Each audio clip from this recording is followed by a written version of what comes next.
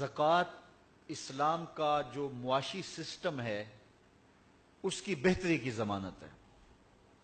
سارے لوگ امیر ہو جائیں، سارے غریب ہو جائیں، یہ اللہ کی حکمت نہیں ہے۔ کچھ غریب کچھ امیر، تاکہ نظم زندگی چلتا رہے۔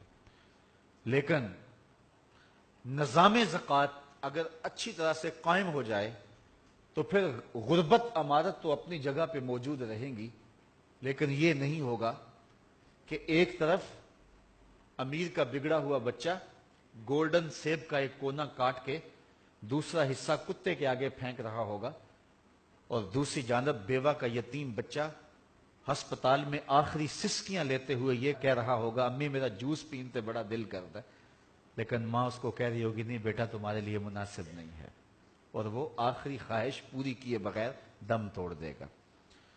اگر نظام زکوٰۃ ہم قائم کر دیتے ہیں تو پھر معاشرے کے اندر محرومیاں ختم ہو جائیں گی، اور یہ اسلام کا دیا ہوا نظام ہے۔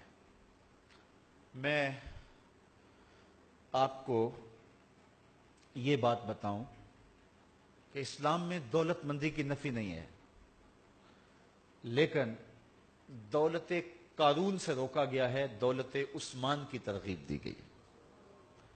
3 نیتوں کے ساتھ رزق کمانا اور رزق بھی حلال ہو مشروع ہے۔ پہلی نیت اپنے آپ کو سوال سے بچانا، کہ مجھے مانگنا نہ پڑ جائے، کسی کے آگے ہاتھ نہ پھیلانا پڑ جائے۔ دوسری نیت اپنے بچوں کی کفالت کرنے کی نیت۔ تیسری نیت معاشرے کے اپاہج، کمزور یا جن کا کوئی کمانے والا نہیں ان کی مدد کرنے کی نیت۔ ان 3 نیتوں سے حلال کمایا تو شریعت میں محمود ہے، اور سچا تاجر کل قیامت کے دن نبیوں کے ساتھ اٹھایا جائے گا۔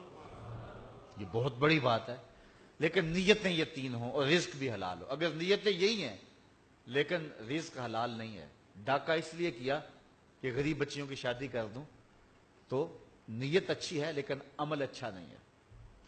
اچھا، رزق بالکل حلال ہے لیکن نیت ان تینوں کے ساتھ ایک یہ بھی آگئی میں معاشرے میں نمایاں ہو جاؤں، میں رشتہ داروں میں اوپر چلا جاؤں، میں جو ہے وہ میرا ٹور ٹپا ہو، تو یہ مقاصد اگر آگئے تو رزق حلال بھی اس کے لیے محمود نہیں رہے گا۔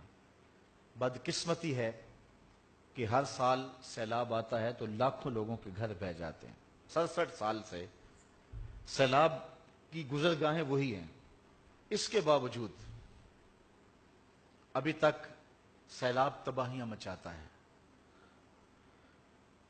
یہاں گزرگاہیں گہری کی جا سکتی تھی، سب سے زیادہ جرمنی میں بارشیں ہوتی ہیں تو وہاں 50-50 فٹ گہرے جو ہیں وہ دریا ہیں، اور جتنا پانی ہو وہ کھینچ کے سمندر میں لے جاتے ہیں۔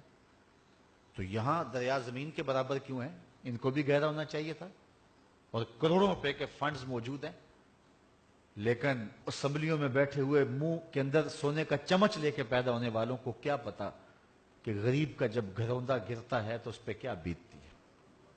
وہ ماں جس نے پائی پائی جوڑ کے، کمیٹیاں ڈال ڈال کے، لوگوں کے گھروں کے برتن مانج مانج کے بیٹی کا جہیز بنایا ہوتا ہے، جب پانی کا ریلا بیٹی کا جہیز بہا کے لے جاتا ہے تو اس ماں کے دل پہ کیا گزرتی۔ میرے رونگٹے کھڑے ہو جاتے، مجھے ایک بات یاد آتی ہے۔ ایک شخص کی جوان بیٹی فوت ہو گئی اور میں ان کے گھر فاتحہ کے لیے گیا، تو وہ خاتون بھی کہہ رہی تھی اور اس کا شوہر بھی کہہ رہا تھا،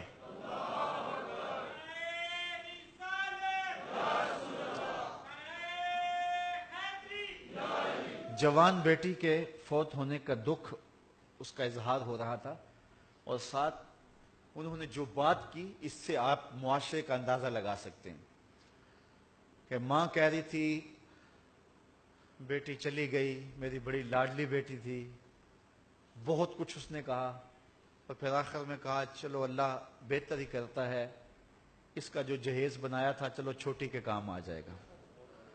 تو مجھے بتائیں کہ یہ ہے معاشرے کی محرومیاں، جب وہ ڈور ڈنگر جو 5-5 سال سے پال کے جوان کیے ہوتے ہیں اور بوڑھے باپ کی آرزو ہوتی ہے ان کو بیچ کر کے ہم بیٹی کی شادی کر دیں گے، جب پانی میں بہ جاتے ہیں تو اس کیفیت کو وہ نہیں جان سکتے جو ایوانوں میں بیٹھے ہیں۔ سکھیے دیگل سکھیا سن کے اتنا خوش نہ ہوندا، دکھیے دیگل دکھیا سن کے ہنجو پر ہوندا۔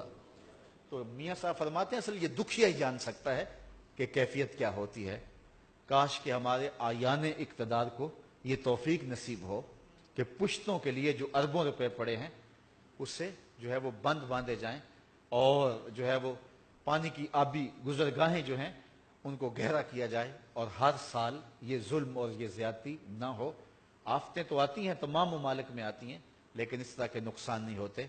یہ ہماری ناحکمتی کا نتیجہ ہے۔ پھر اشک شوئی کے لیے ہم جو ہیں وہ انہیں کچھ کر رہے ہوتے ہیں، اور وہ بھی وعدوں تک جو ہے وہ حاصل ہوتا ہے، اس کے آگے کچھ نہیں ہوتا۔